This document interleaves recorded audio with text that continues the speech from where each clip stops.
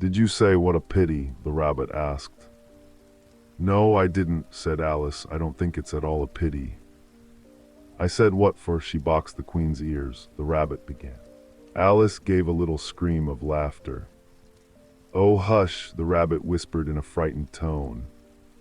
"The queen will hear you. You see, she came rather late," and the queen said, "Get to your places," shouted the queen in a voice of thunder, and people began running about in all directions, tumbling up against each other. However, they got settled down in a minute or two, and the game began.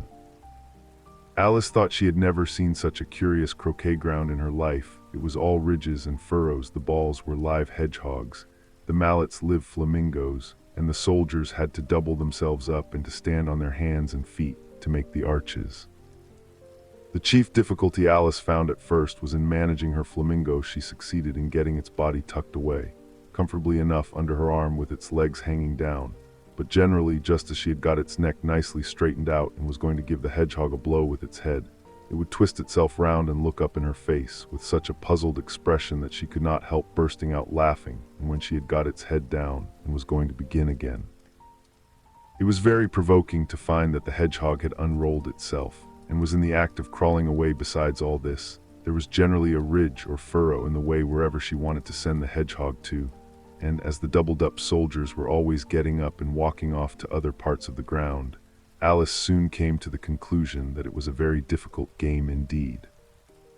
The players all played at once without waiting for turns, quarreling all the while and fighting for the hedgehogs, and in a very short time the queen was in a furious passion and went stamping about and shouting "Off with his head," or "Off with her head," about once in a minute.